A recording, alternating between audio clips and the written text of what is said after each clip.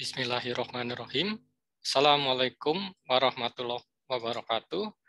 Alhamdulillahi nasta'inuhu wa nastaghfiruhu wa na'udzubillahi min syururi anfusina wa min sayyiati a'malina may yahdihillahu fala mudhillalahu wa may yudlil fala hadiyalah wa asyhadu alla ilaha illallah wahdahu la syarikalah wa asyhadu anna Muhammadan abduhu wa rasuluh. Selamat berjumpa kembali rekan-rekan mahasiswa dari Fakultas Dakwah YIN Purwokerto, wabil khusus program studi komunikasi dan penyiaran Islam. Pada kesempatan ini kita mulai membahas satu perangkat terpenting dari analisis sosial, yaitu teori-teori sosial. Dari sekian banyak pemikir teori sosial klasik, ya, adalah orang yang namanya Auguste Comte. Yang mana Auguste Comte ini memang dikenal secara luas sebagai pendiri ilmu-ilmu sosial, khususnya sosiologi. Saya sampaikan sedikit biografi dari Auguste Comte ini. Auguste Comte ini lahir di Montpellier, suatu kota di Prancis pada 19 Januari 1798. Beliau merupakan keluarga yang terpandang pada masa itu, lahir dari keluarga bangsawan dan juga keluarga ini keluarga yang taat pada agama, yaitu agama Katolik, ya, agama yang sedang berjaya-jaya pada masa itu. Meskipun demikian, Comte ya, ini orang yang menunjukkan semacam perlawanan terhadap kaumnya sendiri, ya, karena dia tidak loyal baik kepada kebangsawanannya dan juga dia tidak menunjukkan loyalitas kepada agamanya, dalam hal ini adalah agama Katolik, ya. Meskipun barangkali Comte tidak pernah mengabaikan, ya, tidak pernah meninggalkan ajaran Katoliknya, tetapi Comte ini dalam perkembangan pemikirannya itu menunjukkan hal-hal yang berlawanan dengan atau bertentangan dengan pemikiran dari Katolisisme itu sendiri. Auguste Comte meskipun dikenal sebagai pendiri ilmu sosial, tetapi latar belakang pendidikan beliau tidak ada kaitan dengan ilmu sosial, karena secara formal, ya, beliau terdidik dalam disiplin ilmu kedokteran, ya, yang mana ini dipelajari di kotanya sendiri, Montpellier, setelah pendidikan tingginya dihabiskan di pendidikan menengahnya dihabiskan di Polytechnique École di Paris. Meskipun Comte ini secara formal terdidik dalam ilmu kedokteran, namun beliau mempelajari secara otodidak ilmu-ilmu alam lainnya, yaitu matematika dan fisika. Comte meninggalkan dunia akademisnya, ya, meninggalkan dunia akademis sebagai seorang dosen, dan memilih untuk memberikan les atau bimbingan singkat pada lembaga pendidikan kecil, maupun juga menjadi guru les, ya, yang pendidikan yang sifatnya privat, ya, kepada anak-anak di sekolah. Nah, jadi tidak heran kalau Comte ini pemikirannya juga mengaruhi kajian-kajian sosiologi tentang pendidikan, ya, karena beliau memang menjalani karir sebagai guru, ya, sebagai pengajar guru. Nah, teori yang paling dikenal dari Comte adalah teori tentang hukum 3 tahap. Jadi Comte berteori bahwa masyarakat berkembang melalui tahapan-tahapan. Ada 3 tahapan perkembangan masyarakat yang diuraikan oleh Comte, yaitu yang pertama adalah tahapan yang beliau sebut sebagai tahapan teologis. Nah, kasus yang dipelajari oleh Comte sehingga kemudian beliau menelurkan teori bahwa tahapan awal perkembangan masyarakat adalah tahap teologis adalah masyarakat primitif. yang mana hidupnya masyarakat primitif itu menjadi objek dari alam. Pada masyarakat primitif memang pada masyarakat primitif itu memang eh, belum terlalu mengolah alam. Ya. Kehidupannya bersandar pada alam semesta. Sehingga waktu itu memang mereka tidak dapat dikatakan sebagai subjek. Ya. Mereka belum punya hasrat atau belum punya mental untuk menguasai atau mengelola alam semesta. Sepenuhnya tergantung pada alam semesta. Jadi mereka merasa kehidupan mereka sangat diatur oleh benda-benda di sekitar mereka, baik yang dapat terjangkau ya seperti batu, pohon, kayu, maupun tidak terjangkau ya seperti langit, matahari, bulan, sungai, api dan seterusnya. Karena itu dari segi keyakinan itu yang membentuk pola pikir manusia ya pada awal masa primitif adalah apa yang disebut sebagai fetitisme dan animisme. Yang mana pada tahapan fetitisme dan animisme manusia karena menggantungkan hidupnya pada alam semesta, maka mereka melakukan semacam penyembahan pada benda-benda yang ada di sekitar mereka, yang mereka lihat ya, mereka langsung rasakan karena benda-benda itu yang bisa menentukan kehidupannya. Jadi mereka berusaha agar benda-benda ini tidak mengganggu kehidupan mereka, maka perlu diberikan penghormatan, ya, diberikan penghargaan. Nah, mungkin itu bentuknya pohon, mungkin itu bentuknya sungai, itu yang harus disembah ya, atau harus diberikan penghargaan pada tahapan ini. Nah, kemudian pada tahapan fetitisme dan animisme beranjak pada tahapan politisme, yang mana ini tahapan ini adalah tahapan yang ada masih pada tahapan besar teologis. Jadi dalam tahap teologis ini ada dua subtahapan, katakanlah subtahapan fetitisme dan animisme dan subtahapan politeisme. Nah, pada subtahapan politeisme manusia mulai melihat bahwa yang mengatur kehidupan mereka, manusia mulai apa? Yang mengatur, yang menentukan kehidupan mereka sebenarnya bukan bendanya itu sendiri, ya. bukan batunya itu sendiri, bukan sungainya itu sendiri, tapi roh-roh yang mengatur benda-benda tadi. Jadi pada tahapan fetitisme dan animisme yang diberikan penghargaan, ya, diberikan penghargaan yang disembah gitu ya, yang dipuja adalah benda itu sendiri, sedangkan pada tahapan politisme adalah roh yang menguasai atau mengatur atau mengelola benda tadi ya. Sehingga pada tahap inilah maka muncul keyakinan adanya dewa-dewa yang mengatur masing-masing benda itu ya. Dan masing-masing benda itu ada dewanya sendiri, ada rohnya sendiri yang mengatur. Misalnya sungai itu ada rohnya sendiri, sehingga muncullah tentang keyakinan adanya dewa atau dewi sungai ya. Kemudian bumi ada juga sendiri yang mengaturnya, yaitu dewi bumi. Bulan juga sama, ada yang mengatur sendiri, dewa atau dewi bulan. Matahari juga sama, dewa matahari. Dan ini tergantung masyarakat ya, mana menurut mereka benda yang paling penting yang mengatur. Kalau dalam masa Jepang, benda yang paling menurut mereka paling banyak mengatur adalah matahari, karena itu kemudian yang mereka puja adalah dewa matahari.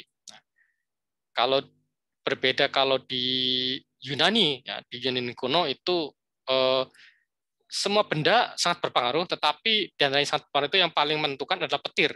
Karena itu dewa petir atau Zeus itu menjadi raja para dewa. Kemudian kalau di masyarakat Nordik itu hampir sama ya, yang diap, meskipun ada banyak dewa, tapi yang diap itu paling penting adalah petir. Karena itu roh yang mengatur petir, dewa yang menguasai petir, yaitu dewa Thor, itulah diap sebagai dewa yang terkuat. Tapi kalau pada masa sekarang itu Hollywood manfaatkan mitologi ini sehingga terciptalah cerita tentang Thor sebagai salah satu anggota di Avengers. Nah, karena pentingnya dewa-dewa yang mengatur alam semesta, yang mengatur benda-benda ada alam semesta, maka manusia menyembahnya adalah dewa-dewa tadi, ya, tidak lagi benda-benda itu sendiri. Nah, itu adalah pada tahapan politeisme.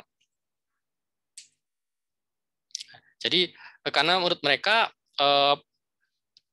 gejala-gejala alam semesta merupakan gejala-gejala ketika dewa itu berulah atau berbuat atau bertindak, ya. Misalnya ketika ada petir, maka itu kalau menurut masyarakat Nordik ini dewa Thor, ya, yang sedang membenturkan godamnya. Godam itu palu, ya, palu besar, godam namanya. Sedangkan pada masyarakat Jawa yang sampai sekarang katanya juga masih ada kepercayaan bahwa yang menentukan kesuburan adalah Dewi Sri, ya, yang dia itu menetap di tiap sawah, sehingga perlu diadakan upacara untuk menghormati Dewi Sri agar tanah mereka subur. Ya, sampai dengan saya dengar itu sampai dengan tahun 1950 itu masih ada, ya, kepercayaan Dewi Sri yang ada di pedesaan, ya, meskipun secara formal menurut agama Islam, tetapi mereka tetap percaya adanya Dewi Sri, ya, sehingga tiap tahun itu selalu ada ritual untuk menghormati Dewi Sri agar tanah mereka subur, agar sawah mereka menghasilkan padi yang baik, ya, yang berkualitas. Nah, pada tahapan berikutnya setelah teologis adalah metafisika. Nah, jadi metafisika itu apa pengertiannya tidak persis sama seperti pengertian kebanyakan orang pada masa sekarang, ya. Seringkali misalnya ketika orang bicara metafisika, oh berarti bicara tentang roh, tentang jin, ya, tentang hantu gitu, ya. Padahal sebenarnya tidak tepat seperti itu, ya. Memang metafisika itu pengertiannya sesuatu yang atau hal-hal yang di luar fisika. Di luar fisika itu artinya ini tidak tersentuh, ya, tidak sentuh oleh panca indera, abstrak, semacam roh gitu, ya. Nah, pada tahapan metafisika ini merupakan tahapan yang modifikasi pada tahapan sebelumnya, itu dengan munculnya kepercayaan monoteis, ya. Monoteisme ini merupakan kelanjutan dari politeisme, karena kalau pada masa sebelumnya dewanya ada banyak, pada masa monoteis itu dewanya satu, yaitu yang diistilahkan sebagai Tuhan.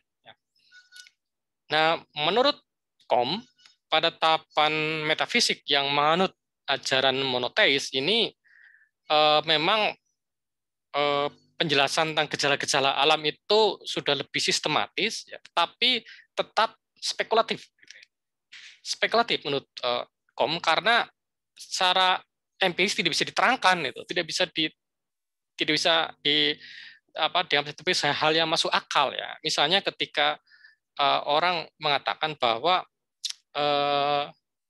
seperti ini, ya, ketika orang mengalami sesuatu yang sial, ya, pada suatu hari, maka dia akan mengatakan, ya, ini memang hari sialku, ya, memang sudah takdirnya saya mengalami kemalangan-kemalangan ini, ya. Misalnya mau berangkat kuliah, ternyata di tengah jalan itu kehabisan bensin, ya, sehingga didorong, setelah diisi di pom bensin atau di tukang jual bensin, kemudian dinaiki lagi, dan di tengah jalan kena paku lagi, ya, sehingga kemudian rodanya bocor, harus stempel dan seterusnya, sehingga akhirnya sampai kuliah itu sudah terlambat 1 jam lebih, ya. Ini sial, ini sudah takdirnya seperti ini.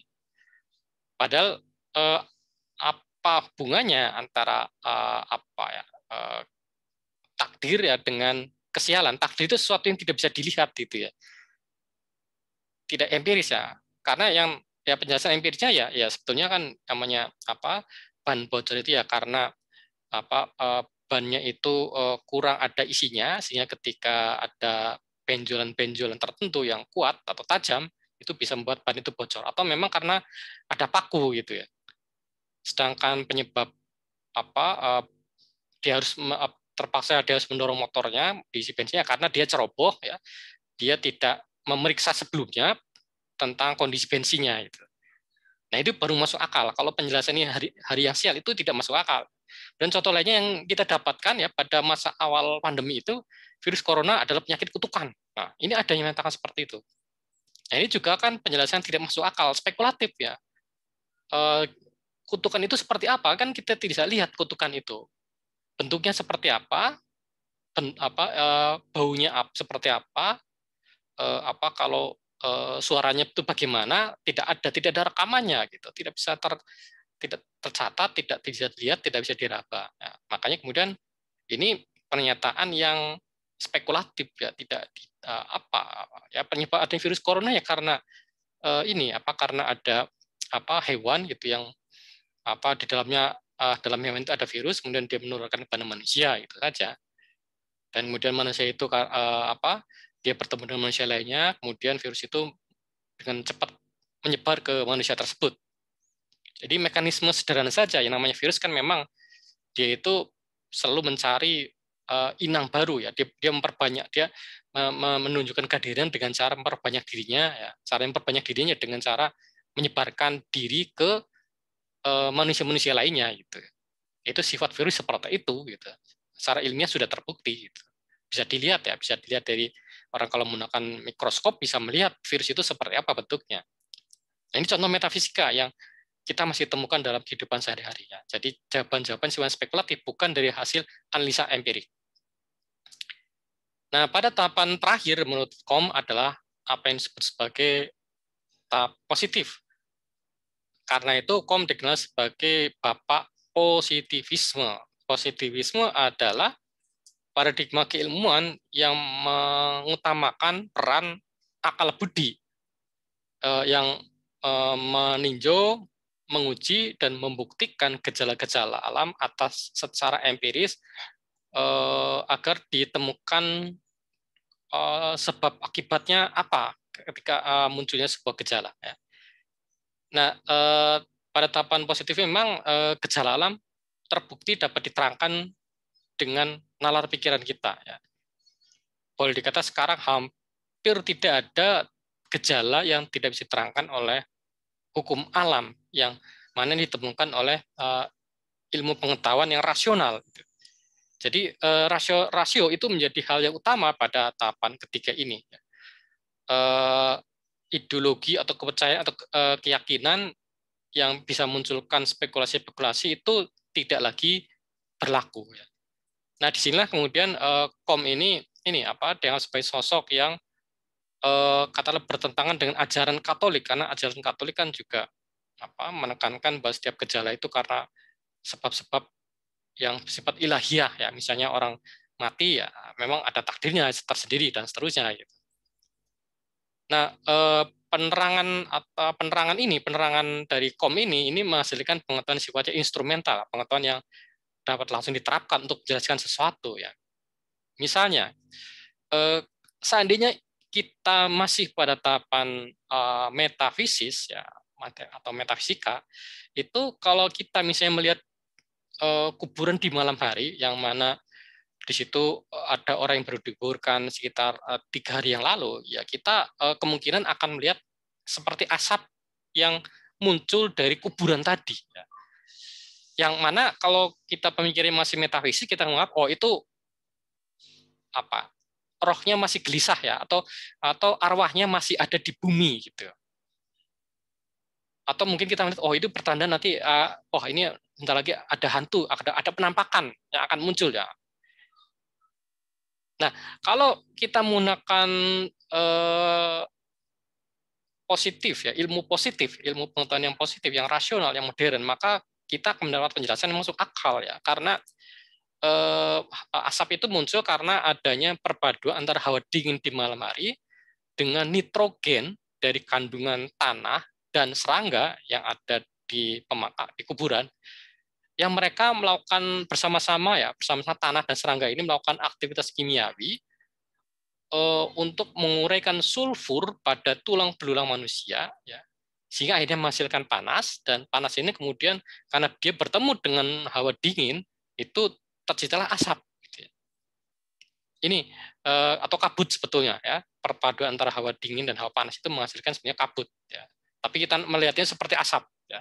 Karena asap dan kabut itu kadang-kadang agak susah untuk dibedakan. Nah, ini hal yang sifatnya dapat dibuktikan, ya, karena biologi kan memang sudah mengatakan bahwa memang pada pada di dalam tulang kita memang ada sulfurnya gitu. Nah, ketika kita meninggal, maka karena tidak ada lagi proses reproduksi, ya tidak ada lagi proses produksi tidak ada lagi proses produksi dalam tubuh kita, ya tubuh kita ya sudah tidak ada pergerakan, ya apa maka kemudian ya, akhirnya kropos, kemudian ini karena kropos maka mudah diuraikan oleh tanah dan serangga ini. Itu menyebabkan ini munculnya seperti kabut, ya karena tadi penjelasannya ini kegiatan yang kimiawi belaka yang tidak usah dihubung-hubungkan dengan hal-hal yang sifatnya tahayul, ya adanya hantu dan macam-macam. Nah, ini contoh penerapan tahap positif. Artinya masyarakat yang sudah sampai pada tahap positif itu tidak akan lagi menganggap penting agama. Nah, inilah yang Adita katakan bahwa disinilah meskipun dia masih menganut Katolik, tetapi dia seperti ya, mengeluarkan pemikiran yang bertentangan dengan ajaran Katolik itu sendiri. Yang masih mempercayai adanya hal-hal yang sifatnya metafisis.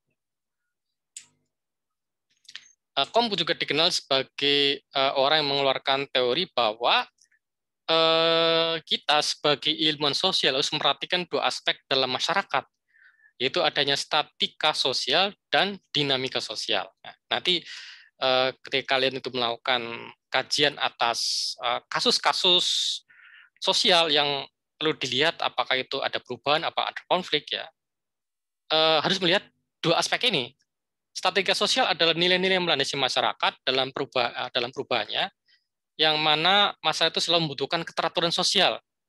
Karena itu perlu ada nilai yang disepakati secara bersama dan berdiri atas keinginan bersama yang dapat dinamakan sebagai hukum atau kemauan yang berlaku umum. Jadi, kalau mengeluarkan teorinya ketika terjadi apa yang disebut sebagai revolusi Prancis.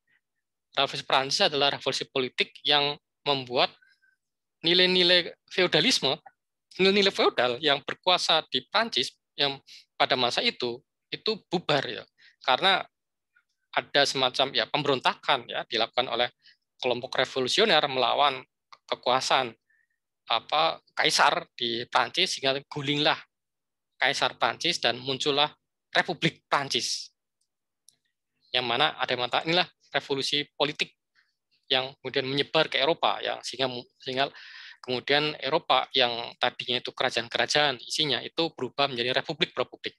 Raja-raja masih ada sampai dengan sekarang, tapi mereka tidak lagi punya kekuasaan politik. Ya. Kebanyakan raja itu hampir semuanya raja itu kekuasaannya adalah kekuasaan yang sifatnya simbolis semata-mata. Ya. Di Belanda ada yang tertinggi itu pangeran, ya, pangeran Belanda, tapi kuasanya hanyalah simbolik, ya, hanya mengesahkan, menstempel, mencap, memberikan cap atas undang-undang yang sudah dikeluarkan oleh pemerintahnya. Ketika pemilu menghasilkan seorang perdana menteri, mau tidak mau raja, ratu atau pangeran itu harus menyetujui, ya tidak mau mereka tidak boleh menentang pendapat rakyat yang memilih partai tertentu sebagai pemenang pemilu. Nah, revolusi politik ini dipicu oleh revolusi Prancis seperti yang dialami pada masa Auguste Comte. Nah, dia melihat bahwa perubahan situasi semacam ini membuat nilai-nilai yang lama itu runtuh, kemudian sehingga terjadi kekacauan. Nah, dalam konteks kekacauan ini perlu ada kesepakatan atas nilai-nilai baru. Nah, inilah yang disebut sebagai hukum sosial, ya, yaitu nilai-nilai yang disepakati bersama, dibentuk atas kesepakatan bersama yang melandasi masyarakat, sehingga mendorong terciptanya keteraturan sosial. Nah,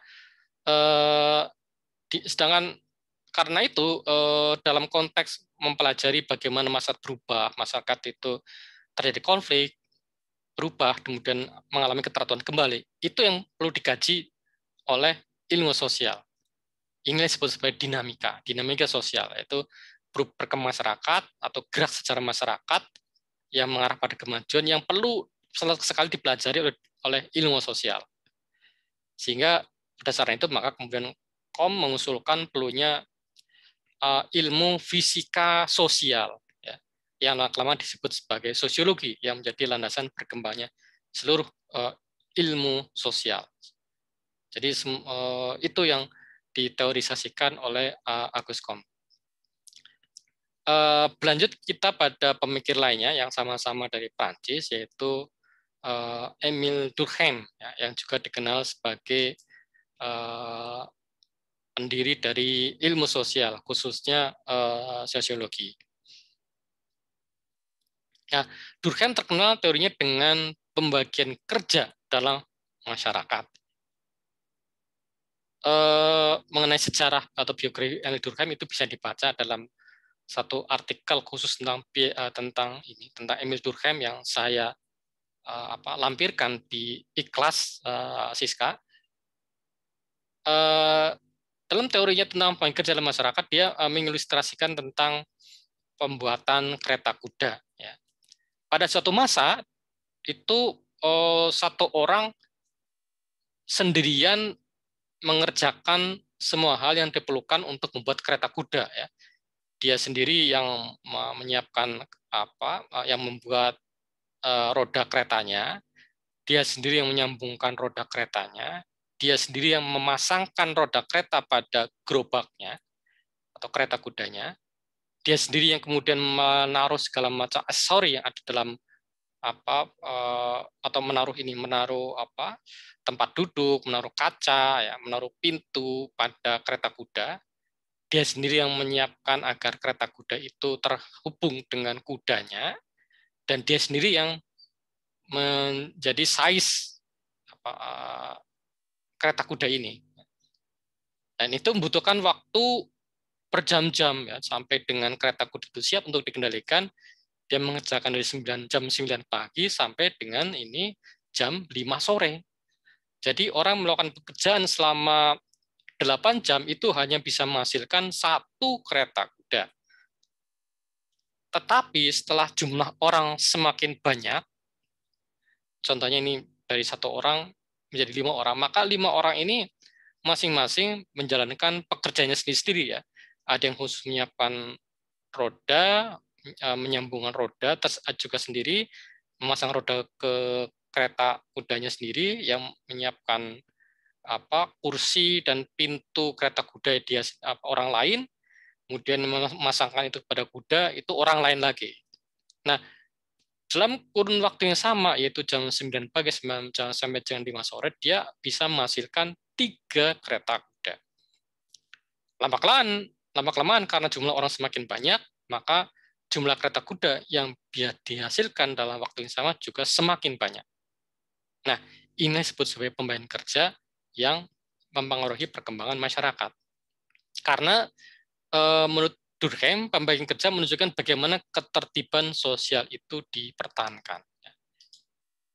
Jadi, ketika pembagian kerja semakin rumit dalam masyarakat, maka otomatis akan semakin tercipta ketergantungan dalam masyarakat, yaitu ketergantungan antara orang satu dengan orang lainnya. Orang yang tugasnya merangkai atau memasang roda kereta itu butuh orang yang membuat roda kereta. Orang yang siap menjadi size dokar atau delman atau kereta kuda ini, dia tentunya membutuhkan agar kereta kudanya itu siap, gitu. Jadi masyarakat modern itu seperti itu, saling tergantung antara satu dengan yang lainnya. Nah, pada masyarakat primitif itu karena jumlah orang itu masih sangat sedikit, maka orang tidak butuh orang lainnya, gitu ya. Nah, ini memang dalam waktu 8 jam itu hanya bisa dihasilkan satu kereta, tapi memang kebutuhannya hanya satu kereta itu, gitu ya. Nah, ketika orang semakin banyak, maka orang semakin butuh banyak kereta. Jika mau tidak mau, maka orang banyak terlibat dalam pembuatan kereta kuda. Masyarakat modern seperti itu. Masyarakat modern itu berbeda-beda. Masyarakat modern itu berbeda-beda profesinya, berbeda-beda latar belakangnya, dan justru karena itu saling membutuhkan. Nah, disitulah kemudian akan tercipta ketertiban dalam masyarakat ketika masyarakat saling membutuhkan antara satu dengan lainnya. Nah, meskipun demikian, pembagian kerja yang semakin meningkat pesat, ketika peningkatan pembagian kerja itu semakin pesat dan cepat, maka ini juga bisa membawa pada perubahan dalam masyarakat yang ada yang menciptakan kebingungan norma gitu ya. Jadi lama-kelamaan karena tiap orang itu mengerjakan hal yang sifatnya spesifik, kadang-kadang kalau orang tidak menyadari perubahan ini, orang menjadi bingung ya. Orang akan bingung, oh ini kok misalnya orang membuat mobil ya, orang bingung, oh ini kok bautnya belum siap ya, kok ini misalnya kacanya belum siap. Nah, ini tugasnya siapa? Kadang orang tidak tahu siapa yang mengerjakan itu. Karena begitu kompleksnya pembagi kerja dalam masyarakat. Ya.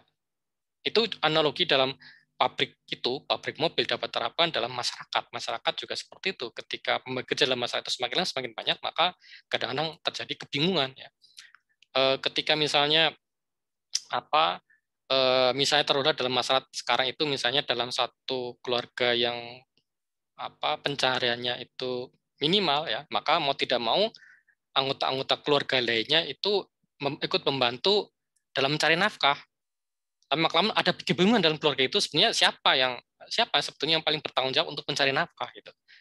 Atau ini misalnya ayahnya bekerja, ibunya bekerja, anaknya bekerja, tapi ternyata penghasilan sang anak itu lebih besar daripada penghasilan orang tua. Nah, ini akan muncul kebingungan sebetulnya. Kalau begitu sebenarnya otoritasnya itu sebenarnya siapa gitu. Apakah tetap pada orang tua yang menghasilkan lebih sedikit daripada anaknya, ataukah anak yang menghasilkan lebih banyak inilah yang memegang otoritas dalam keluarga ya, karena dia tadi penghasilannya paling besar.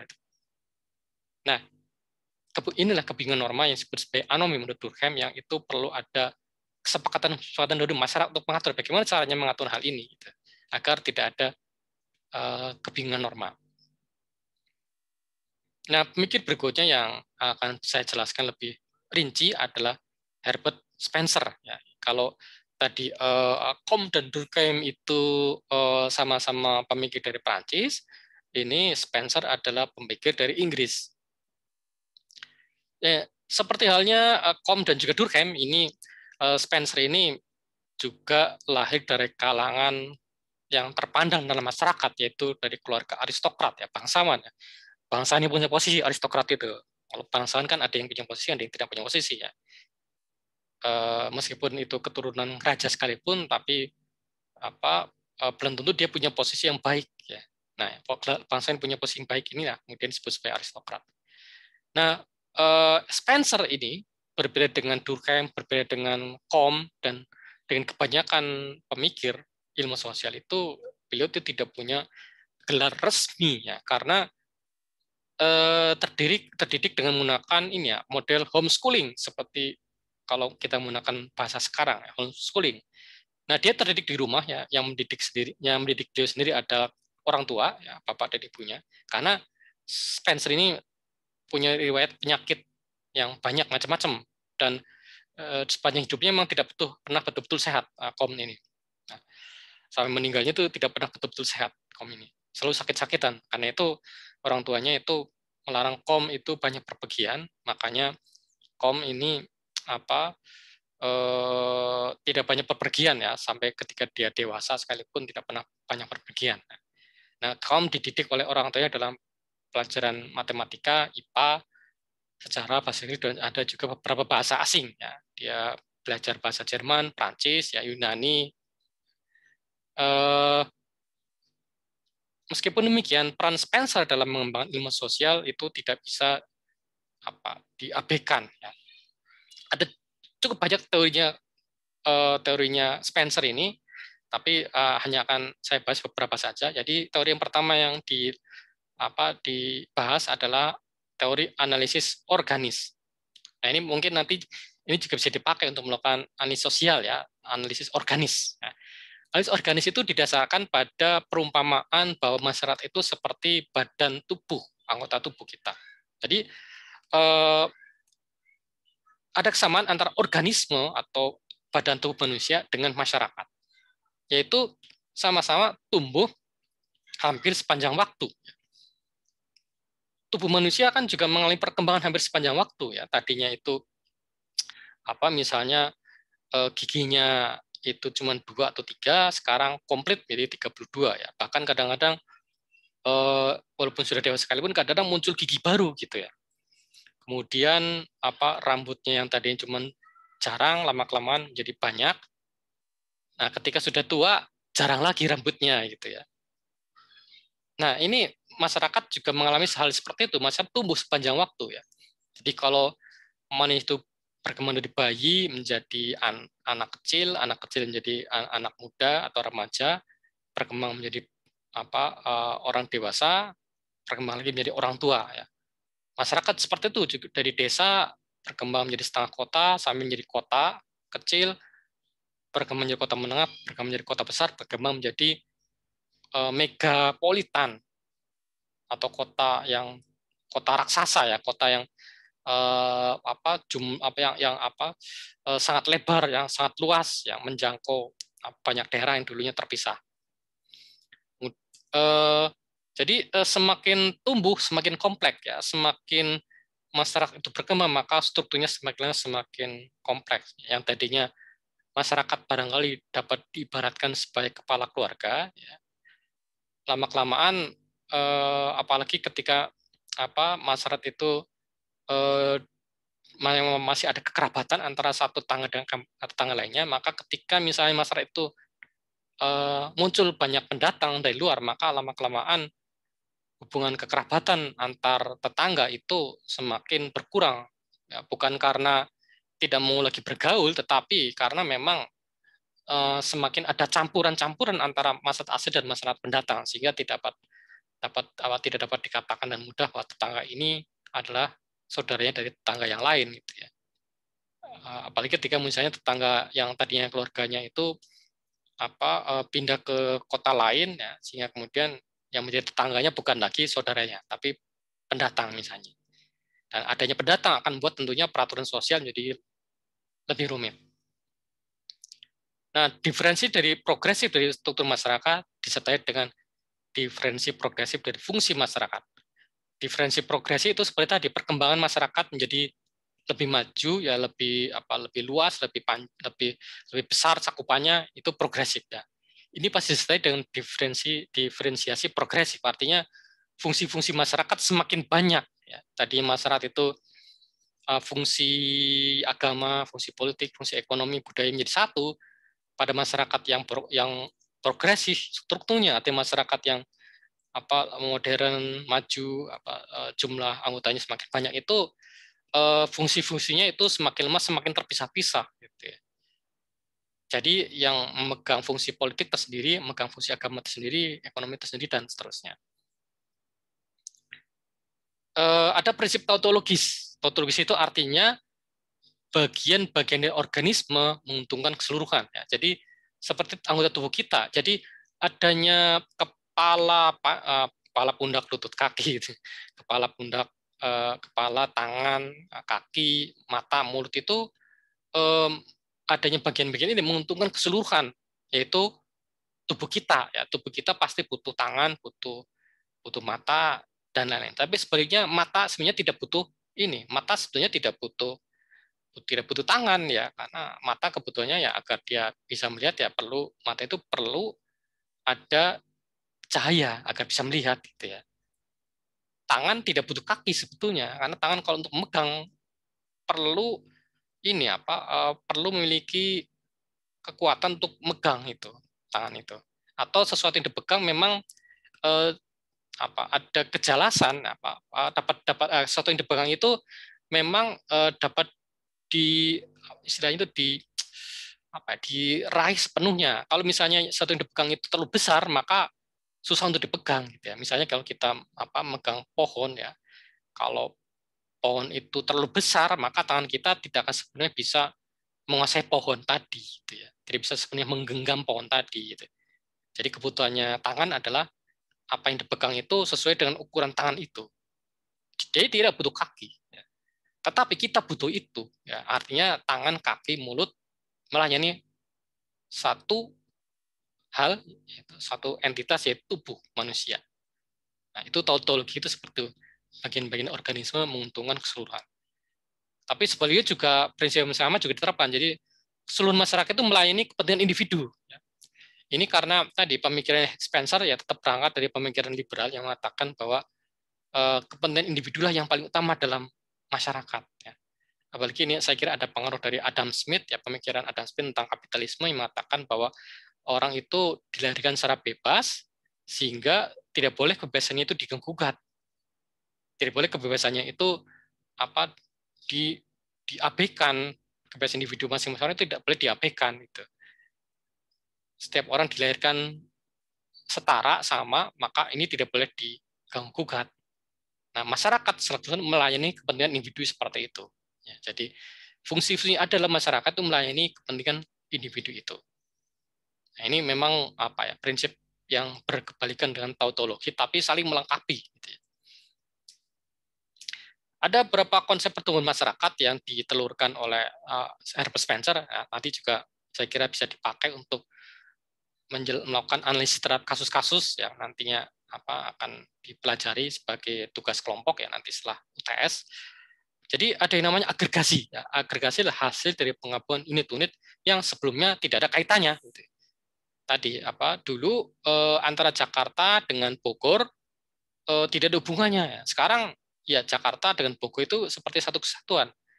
Dulu Jakarta dengan Depok berbeda wilayahnya, tidak ada hubungannya. Sekarang orang seperti menjadikan Jakarta, Depok, Bogor, Bekasi, Tangerang itu satu tarikan nafas, sehingga sekarang istilahnya itu bukan lagi Jakarta, tapi Jabodetabek, ya, Jakarta, Bogor, Depok, Bekasi dan Tangerang. Nah, kota Jakarta adalah kota yang agregat sifatnya, gabungan dari kota-kota yang sebelumnya tidak ada kaitannya. Nah, ada konsep juga kompleksitas. Ya, ini tadi sudah saya terangkan juga. Jadi peningkatan ukuran unit selalu disertai dengan kompleksitas struktural tadi. Jadi seperti tadi seperti kasus Jakarta, ketika Jakarta semakin besar maka memang struktur Jakarta menjadi kompleks ya. Ketika itu tetapkan sebagai daerah istimewa, maka struktur pemerintahan provinsi DKI Jakarta tidak sama dengan provinsi lainnya. Pada provinsi lainnya, wakil gubernur itu hanya satu, Jawa Tengah hanya satu, Jawa Barat hanya satu, Jawa Timur hanya satu.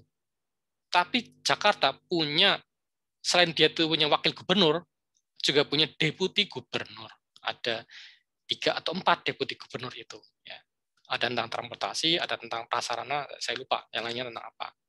Jadi kalau di provinsi biasa itu hanya ada wakil gubernur, tapi kalau Jakarta selain ada wakil gubernur, ada 4 deputi gubernur. Ya kekuasaannya di atas kepala dinas, tapi di atas kepala dinas tapi masih di bawah wakil gubernur.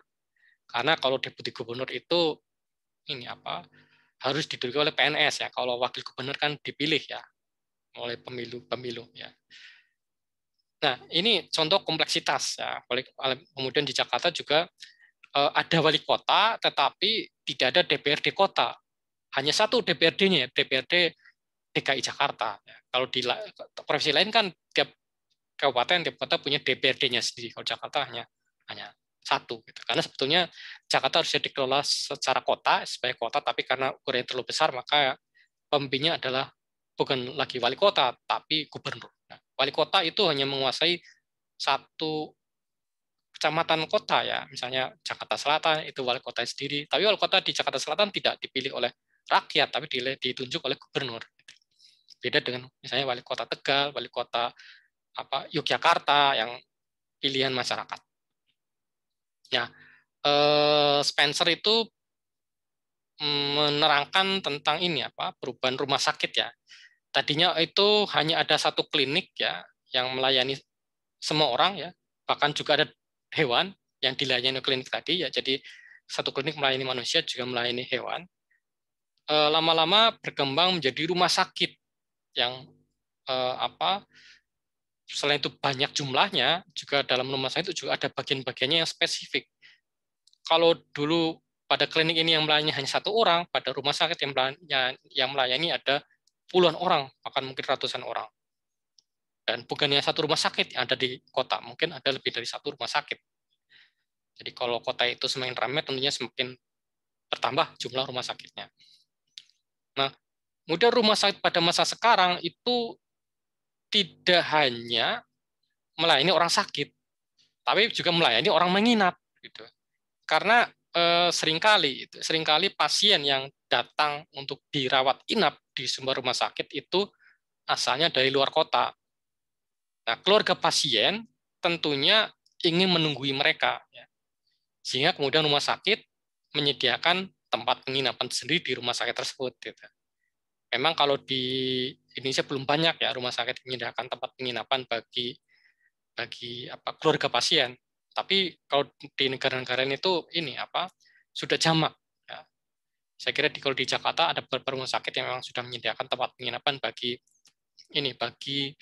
keluarga pasien. Nah, yang mana kadang di beberapa rumah sakit itu kamar-kamar di rumah sakit ini, kamar menginapnya itu disediakan hanya untuk mahasiswa koas, ya, mahasiswa sedang praktek di situ, ya. Tetapi ketika mahasiswa tersebut sedang libur semester, tentunya mereka tidak menginap di situ, mereka tentunya ini ya, mungkin pulang ke rumahnya sendiri-sendiri, ya. Nah, ketika sedang kosong ini disewakan pada keluarga pasien dan juga masyarakat umum, gitu. Saya pernah menginap di sebuah rumah sakit, ya, meskipun saya tidak sakit, ketika sedang hadir dalam sebuah konferensi di kota Adelaide di Australia, ya, karena akomodasi di rumah sakit ini adalah yang paling murah, ya, dan juga dekat dengan tempat konferensi, maka saya pilih untuk menginap di situ. Ya, karena itu udah memang sedang libur semester sehingga tidak ada mahasiswa koas yang tinggal di situ, ya saya sewa selama beberapa hari sepanjang konferensi gitu. Dan sekarang rumah sakit juga punya ada tempat minum, tapi juga ada kolam renangnya, ada tempat ibadahnya, juga menyediakan tempat untuk pendaratan helikopter, ya, dan seterusnya. Jadi semakin kompleks pelayanan kesehatan itu. Nah, sifat evaluasi sosial juga ada beberapa, ya. Jadi ini juga saya kira bisa dijadikan patokan untuk menganalisis kasus-kasus sosial dan tugas kelompok nantinya. Jadi ada yang sifatnya sederhana, ya, terdiri dari keluarga yang terpisah-pisah, ya. Kemudian ada yang sifatnya campuran. Jadi ketika keluarga yang tadinya terpisah-pisah diorganisasi menjadi satu klan, maka terjadi campuran di antara berbagai keluarga ini. Kalau di Indonesia klan itu bentuknya marga, ya. Misalnya kalau Batak kan yang paling banyak dikenal punya banyak marga kan Batak, ya. Ada Panjaitan, ada Simanjuntak, ada Peranginangin, ada Nasution, dan masih banyak nama marga lainnya. Maluku atau bukan Maluku, Sulawesi juga ada nama marga tapi tidak sebanyak Batak, ya. Nah, kemudian ketika klan-klan diorganisasi menjadi suku, maka ini disebut sebagai campuran lipat dua. Ya, jadi sifat yang berikutnya campuran lipat dua, di mana klan-klan diorganisasi menjadi suku. Ya. Yang tadinya terpisah-pisah tadi, klan tadi klan Simanjuntak, klan atau marga Peranginangin, marga Panjaitan, itu kemudian diorganisir menjadi satu klan yang besar sekali yang namanya suku. Ya. Hanya muncullah suku Batak. Nah, kemudian ada campuran lipat tiga, di mana suku-suku diorganisasi menjadi bangsa. Ya. Ketika tadi suku-suku di Nusantara ya sepakat menjadi satu, maka ini campuran lipat tiga. Ya. Ketika tahun 28, pemuda-pemuda dari Jawa, Sulawesi, Sumatera, Maluku sepakat jadi satu, menyatakan diri sebagai bangsa Indonesia melalui Sumpah Pemuda, maka inilah sifat evolusi sosial yang keempat, yaitu campuran lipat tiga. Nah, jenis evolusi sosial ada beberapa, yaitu ada yang namanya pertumbuhan. Pertumbuhan itu tadi dari yang sifatnya sederhana menjadi kompleks, ya, dari yang tadinya hanya sedikit keluarga menjadi satu desa jadi satu kecamatan, kecamatan di kabupaten dan seterusnya. Kemudian ada diferensiasi pembedaan, ya. Jadi misalnya muncul desa dan kota, ya. Ini kan berbeda, ya. Desa tetap ada desa tetap desa, kota tetap kota. Jadi ada muncul perbedaan-perbedaan dalam masyarakat sendiri. Ada masyarakat tetap tinggal di desa, ada masyarakat tetap tinggal di kota, ya.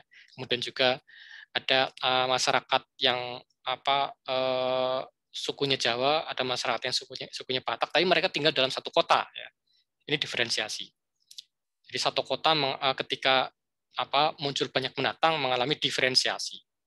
Kota Purwokerto yang tadinya cuma ada di situ orang Banyumas semua, lama-kelamaan setelah unsur berdiri, YIN berdiri, kemudian perguruan tinggi yang berdiri, UMP, dan seterusnya, itu akhirnya mendatangkan banyak orang ke Purwokerto, sehingga akhirnya yang tinggal di Purwokerto bukan hanya orang Banyumas, tapi Ada orang dari Jogja, ada orang dari Solo, orang dari Jakarta, dan seterusnya. Yang tadinya mungkin mereka hanyalah pendatang, bekerja atau kuliah di sini, lama-kelamaan menjadi penghuni di sini.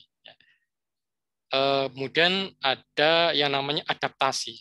Nah, adaptasi terjadi ketika orang dari satu rumpun kesukaan tersendiri, rumpun masyarakat sendiri, kemudian terpaksa pindah ke masyarakat lainnya, gitu. Di mana dia kemudian hanya terpaksa melakukan adaptasi terhadap masyarakat di mana dia berada. Adaptasinya bisa dengan cara dia itu menyebar atau menyatukan diri dengan masyarakat ada di sekitarnya, atau berkumpul dengan masyarakat yang sama, gitu, yang asalnya sama. Misalnya ini, orang Indonesia yang menjadi diaspora, ya. Diaspora itu ya pindah ke negara lain, entah itu karena alasan pendidikan, alasan kerja, atau mungkin memang alasannya memang ingin pindah kenegaraan, gitu ya, pindah negara memang.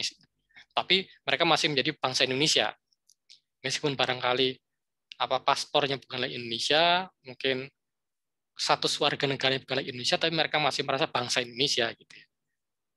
Nah, itu terjadi karena adaptasi, ya. Nah, tapi ada juga orang kadang-kadang itu mengalami situasi yang membingungkan, ya, ketika dia itu pindah secara sementara, dia mau menyatu dengan masyarakat sekitar atau mencari orang yang punya tipe yang sama. Terus misalnya mahasiswa Indonesia, ya, mahasiswa Indonesia yang kuliah di Australia misalnya, apakah dia itu ingin menggabungkan atau menjadi satu dengan masyarakat di mana dia tinggal, yang kebanyakan itu orang asli Australia, atau ngumpulnya cuma dengan sama orang Indonesia saja. Ini adaptasi seperti itu, kita mencari cara mana yang paling cocok. Apakah kita cocoknya itu bergabung dengan masyarakat setempat, masyarakat di mana kita tinggal, atau ngumpulnya dengan sama orang Indonesia saja. Gitu. Ada memang yang memilih untuk hanya kumpul dengan orang Indonesia, sehingga dia tidak kenal, dia tidak punya teman dari negara lain, dari bangsa lain, karena dia tahunya teman-teman dari orang Indonesia saja. Gitu. Ini biasanya dialami oleh pasangan dari mahasiswa tersebut, misalnya suami atau istri dari mahasiswa Indonesia ini, ya, kadang mereka ada yang memutuskan hanya mau bergabung, hanya mau bersosialisasi dengan sesama orang Indonesia, sehingga mereka malah kemampuan bahasa Inggrisnya tidak berkembang karena tidak pertama ketemu dengan orang dari bangsa lain, gitu ya. Meskipun di Australia, gitu. Ketemunya paling cuma kalau dia pergi ke toko, ke kasir, ya, ada pelayan, ada kasir, tentunya dia harus berbahasa Inggris. Tapi di luar itu dia tidak menggunakan bahasa Inggris. Tapi ada juga yang memutuskan untuk lebih mendalami masyarakat di setempat, sehingga dia tinggal di pemukiman orang-orang kulit putih, ya, orang-orang Australia, ya, dia bergaulnya dengan tangga-tangga itu, sehingga mungkin orang Indonesia sendiri malah tidak terlalu banyak pergaulannya. Ini adaptasi seperti itu, gitu ya, yang tidak bisa disamakan antara masing-masing orang. Nah, kemudian Spencer juga berteori tentang perbedaan masyarakat militeristik dengan masyarakat industrial. Masyarakat yang militeristik adalah masyarakat yang mana kerjasamanya itu, kerjasama antar anggota masyarakat itu diwajibkan dan diatur secara kuat, diatur secara ketat. Jadi sifat dari masyarakat ini sifatnya adalah otokratis. Otokratis itu artinya sangat otokrat itu mengandalkan paksaan, gitu ya. Dan agamis, ya. Agamis itu artinya mengandalkan tuntunan agama. Karena menurut Spencer, agama itu bisa digunakan sebagai cara untuk mengendalikan masyarakat. Ketika masyarakat itu masyarakat yang taat agama, maka tentunya pemimpin atau tokoh agama mengatakan apapun, masyarakat harus patuh pada omongan tokoh agama, gitu, tokoh agama. Nah, ini berbeda dari masyarakat yang industrial, di mana kerjasamanya secara sukarela dengan pengaturan pasar. Nah, ini masyarakat yang damai, artinya tidak mengandalkan paksaan, dan juga sekuler, artinya tidak mengandalkan agama, atau mungkin agama tidak berperan di situ. Nah, dalam masa industrial itu tidak paksaan, orang kerjasama dengan orang lain, sukarela. Orang mau bertetangga, ya silakan, nggak mau bertetangga juga nggak masalah, gitu ya. Tapi kalau di Indonesia itu orang seperti wajib untuk bertetangga, orang seperti diwajibkan untuk punya hubungan dengan tetangga. Kalau masa di Australia, ya seperti Australia itu orang tidak wajib hukumnya untuk kerjasama dan tetangganya, gitu. Kecuali kalau mereka memang saling membutuhkan misalnya, itu baru ada kerjasama. Tapi ini kan sifatnya sukarela, itu. Nah, Nah, kemudian ada pengaturan pasar. Pengaturan pasar itu artinya orang bersepakat dengan orang lain itu kadang-kadang karena ada hubungan ekonomi gitu ya. Nah, itu sifat masyarakat industrial seperti itu. Yang mana inilah ciri masyarakat maju seperti itu. Ciri masyarakat maju adalah masyarakat yang kerjasama sukarela, pasar yang mengatur, tidak ada paksaan, dan sekuler, artinya tidak mengandalkan nilai-nilai agama. Masyarakat yang kurang maju adalah masyarakat yang militaristik, ya. Agama itu kuat, kemudian ada sifat pemerintah itu otoriter, nah, kemudian mewajibkan kerjasama, dan seterusnya. Nah, terkait dengan evolusi, Spencer melihat adanya beberapa jenis evolusi.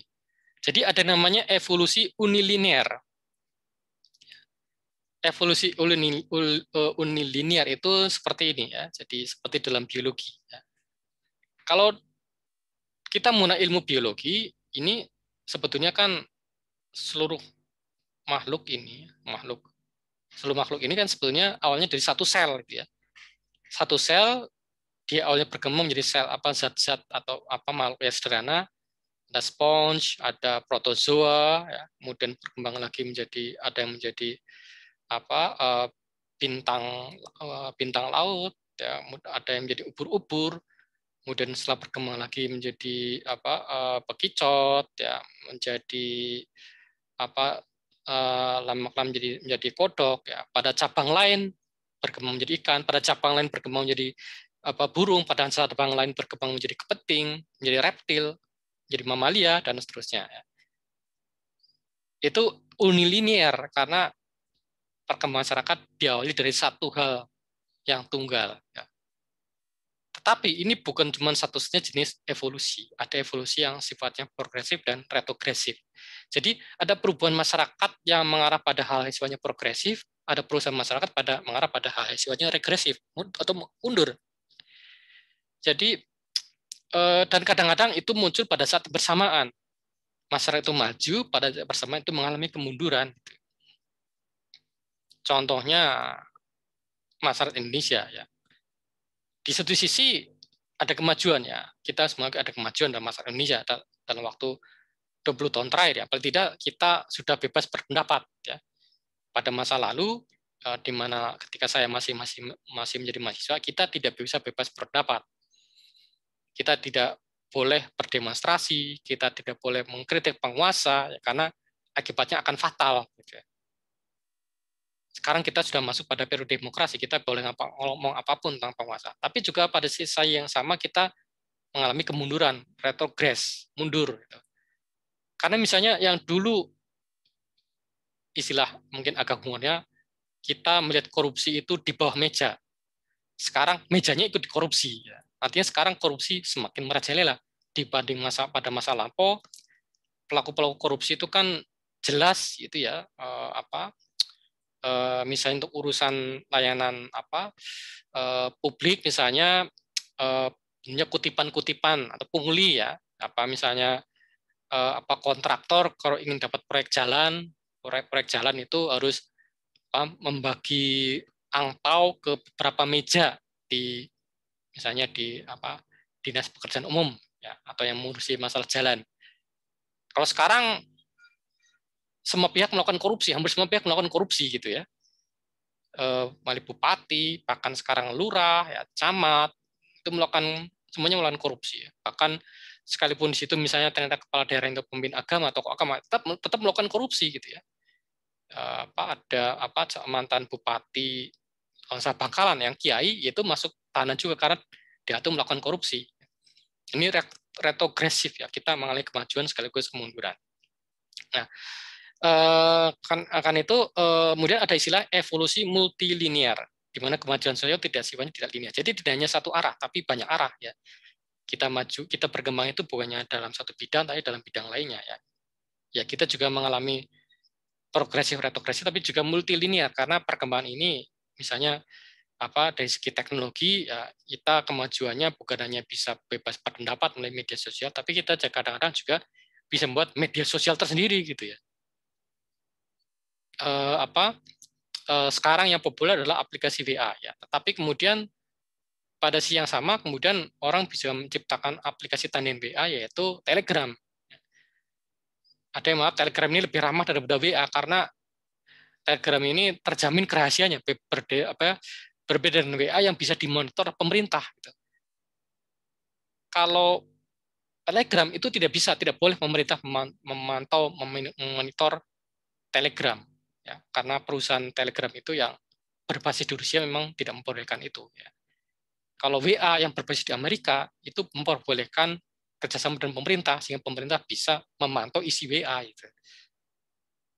Itu berbeda-beda tingkatannya pada masing-masing negara, tapi kalau ya itu bisa ya ada yang memantau secara langsung, ada yang memantau secara tidak langsung ya. Tapi intinya itu aplikasi Telegram dianggap lebih menjamin kerahasiaan daripada aplikasi WA karena itu kadang-kadang hal-hal yang sifatnya kriminal itu dilakukan lewat WA. Misalnya ini prostitusi ya, prostitusi sekarang banyak dilakukan melalui WA ya, bukan lagi tidak bisa melalui melalui Telegram misalnya, bukan WA ya. Jadi ciri kemajuan sosial seperti itu, bukan cuma linear ya. Tadi kalau dulu misalnya prostitusi hanya ada satu tempat, sekarang menyebar di banyak tempat ya. Bahkan ketika tempat-tempat prostitusi dilarang, malah kemudian menyebar ya, menyebarnya ke medsos gitu. Mungkin sekali mati di Twitter atau di Instagram itu kan banyak orang-orang yang menjual diri mereka ya. Karena tadi mungkin sebabnya karena tempat-tempat prostitusi yang dulunya itu setengah diakui oleh pemerintah sekarang sudah dibubarkan, sudah ditiadakan, sudah dibongkar oleh pemerintah ya. Seperti Doli di Surabaya dan di Semarang ada lagi ya, Sunan Kuning misalnya dan seterusnya. Tapi itu menyebarnya lewat media sosial, ya, Twitter dan Instagram. Sejauh yang saya tahu, saya tidak tahu lain ya. Entah apakah lain juga digunakan untuk prostitusi atau tidak. Tapi ini contoh evolusi multilinear seperti itu. Apakah itu maju atau mundur ya? Saya tidak tahu. Ya. Saya tidak bisa menentukan secara persis ya. Kalau dari kemajuan teknologi itu maju, tapi mungkin secara moral ya saya tidak bisa dengan mudah menghakimi ini benar atau salah ya karena ya terkait dengan mata pencarian orang itu ya.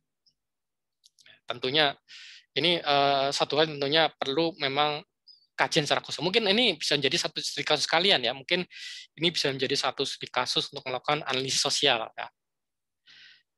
Ini mungkin satu contoh yang dijadikan sebagai ilustrasi untuk melakukan analisa sosial. Yang terakhir adalah Ferdinand Tonis ya. Kalau tadi yang kita bahas pemikir dari Prancis, sekarang dan dari Inggris, sekarang dari Jerman ya. Ferdinand Tonis ini sama halnya dengan tokoh-tokoh tadi, lahir dari kalangan yang terpandang ya, kelas menengah. Beliau sosok yang penting ya, termasuk sangat penting dalam pengembangan sosiologi di Jerman karena beliau adalah yang mendirikan masyarakat sosiologi Jerman, menjabat selama 24 tahun sebelum munculnya Partai Nazi. Karena setelah muncul Partai Nazi, itu karena pandangan-pandangan dari Tonis itu bertentangan pandangan-pandangan Partai Nazi, dia diberhentikan dari jabatannya. Gitu ya. Jadi Nazi itu sebenarnya nama partai ya, singkatan dari nasionalisme sosialis. Nah, nama partai yang kemudian menang pemilu. Tetapi setelah dia menang pemilu, dia membubarkan demokrasi, mematikan demokrasi, nyatakan misalnya tidak perlu lagi diselenggarakan pemilu. Ya. Kemudian nyatakan pemimpin mereka yang menjadi pemimpin politik Jerman itu jabatannya seumur hidup. Sehingga istilahnya Führer, yaitu Adolf Hitler. Jadi partai politik yang menang pemilu, partai politik yang terpilih secara demokratis untuk menguasai atau memerintah itu ternyata kemudian menghancurkan demokrasi. Nah ini dan setelah itu juga pandangan-pandangan partai Nazi yang mengutamakan ras bangsa Arya dibanding ras-ras yang lain itu kemudian ternyata menyebar ke masyarakat sehingga setelah Nazisme. Jadi Nazi yang tadinya nyala partai sekarang menjadi ideologi yang menyebar ke masyarakat Jerman pada masa itu. Nah, Ferdinand Tonis terutama terkenal dengan teorinya tentang perbedaan antara paguyuban dan patembayan. Paguyuban adalah kelompok sosial yang anggota-anggotanya berhubungan secara erat, intim, eksklusif. Ya, eksklusif anggotanya hanya untuk orang-orang tertentu, ya. Kemudian privat, atau sifatnya hubungannya pribadi, sifat hubungannya pribadi. Nah, ini terbagi menjadi 3 golongan atau 3 kategori paguyuban ini. Jadi berdasarkan darah, berdasarkan tempat, atau berdasarkan ideologi atau pemikiran. Berdasarkan darah misalnya ini, sesama mahasiswa asal Cilacap, ya. Sehingga terbentuklah ikatan mahasiswa Cilacap. Oh sorry, itu tempat, ya, itu tempat. Kalau yang sadar misalnya anggota dari satu keturunan, misalnya anggota keturunan Mbah siapa misalnya, itu darah. Sifatnya erat hubungannya, ya. Satu sama lain saling saling kenal, ya. Sama dengan kasus perkumpulan mahasiswa Cilacap misalnya, itu orang masing-masing kenal, oh tahu, oh kamu Cilacapnya mana, oh nih, oh kalau sama kecamatan, oh kamu tinggal di jalan mana, oh saya tahu, oh orang tua kamu misalnya, oh ternyata dulu kita satu kelas, ya, ketika sekolah, tapi dulu kita tidak saling kenal, ya. Itu tempat. Dan ada juga yang berbasiskan ideologi atau pemikiran, misalnya dalam masyarakat Muslim Indonesia ada NU, ada Muhammadiyah, ada Persis dan lain-lain. Ini hubungannya paguyuban mereka ini, ya. Jadi berhubungan secara erat, eksklusif, ya. Jadi hanya orang yang menganut ideologi NU lah yang bisa bergabung dengan NU secara organisasi. Kemudian privat, sifat hubungannya pribadi, ya. Artinya masing-masing itu punya sepanjang itu mereka kenal, maka mereka punya relasi personal sifatnya. Sedangkan patembayan adalah kelompok sosial yang anggota-anggotanya berhubungan dengan dasar kepentingan. Patembayan inilah yang salah contohnya lembaga di mana kita bernaung, yaitu IAIN. IAIN ini patembayan karena anggotanya ada dalam IAIN milik kepentingan sama, yaitu ya bergabung dengan IAIN atau mendapatkan sesuatu di situ atas dasar landasan sifatnya formal, ya. Nah, mahasiswa bergabung jadi di IAIN karena punya kepentingan, dosen punya kepentingan, karyawan juga kepentingan. Hanya kadang-kadang kebetulan sajalah, maka kemudian ternyata dosen ini ternyata istrinya adalah pegawai ini, ya. Itu kan kebetulan saja, ya. Tapi intinya sebenarnya yang mendasari munculnya lembaga IAIN adalah hal-hal yang berdasarkan pada kepentingan, bukan berdasarkan pada darah, bukan berdasarkan pada tempat, bukan juga berdasarkan pada ideologi, ya. Kalau kebetulan ternyata IAIN misalnya DAP itu ideologinya mengarah pada keislaman tertentu, ya itu kebetulan saja, ya. Tapi kalau secara formal dasarnya bukan itu, dasarnya kepentingan untuk memajukan pendidikan Islam. Nah, perbandingannya seperti ini. Jadi kalau paguyuban ada hubungan perasaan kasih sayang, ada keinginan untuk meningkatkan kebersamaan, tidak suka menonjolkan diri, ya. Umumnya, ya, walaupun kadang-kadang ada juga orang yang ingin menonjol, ya. Tapi secara umum itu orang-orang atau anggota paguyuban tidak suka menonjolkan diri. Memegang teguh adat lama yang konservatif, ya, karena misalnya baik NU maupun Muhammadiyah kan juga masing-masing punya berpegang pada adat lama mereka, ya, adat istiadat yang diwariskan dari zaman ketika NU dan Muhammadiyah itu berdiri, dan itu dipegang teguh. Ada ikatan batin kuat antar anggota.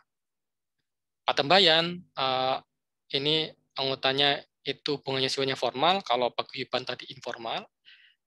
Ada orientasi ekonomi dan tidak kekal. Jadi menurut Tony hampir di semua lembaga itu yang sifatnya patembayan itu ada orientasi ekonomi, ada orientasi keuntungan, gitu, ya.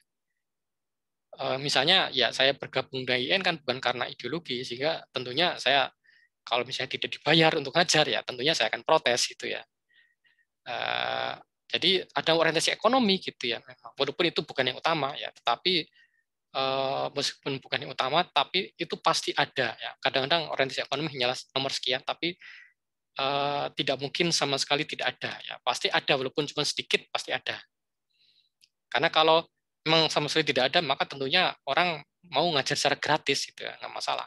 Mungkin ada juga yang punya seperti itu, juga ada juga, ya. Ada juga barangkali dosen IAIN yang betul-betul bekerja berdasarkan lillahi ta'ala, sehingga ya nggak masalah kalau nggak dibayar. Mungkin ada, ya, tapi kan ya tidak sedikit, ya, tidak banyak maksud saya, pasti sangat sedikit, ya. merhitungkan nilai guna. Jadi setiap orang yang bergabung dengan Patembayan pasti memperhitungkan apa pentingnya, apa gunanya saya bergabung. Kalau paguyuban, meskipun kadang tidak merasa, tapi mereka tetap terhubung ya. Misalnya sama-sama mahasiswa Cilacap, asalnya Cilacap, itu kan merasa mungkin ya tidak tidak menghitungkan soal nilai guna ketika mereka berteman dengan sama mahasiswa Cilacap. Ya.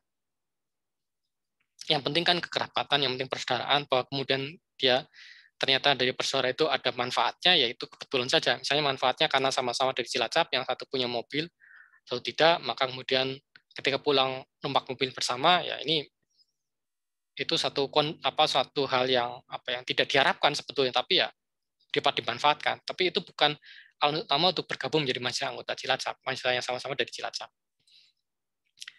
Kemudian berdasarkan pada kenyataan sosial ya. Jadi bukan berdasarkan pada ideologi tapi kenyataan. Nah, itulah pembedaan antara paguyuban Patembayan seperti yang diteorikan oleh Ferdinand Tonis yang sekaligus juga mengakhiri kuliah kita pada kesempatan ini. Jika ada yang mau ditanyakan, silakan ya, dapat ditanyakan. Baik itu lewat kolom reply atau komentar di YouTube ini ataupun lewat diskusi di iKlas yang sudah saya buka.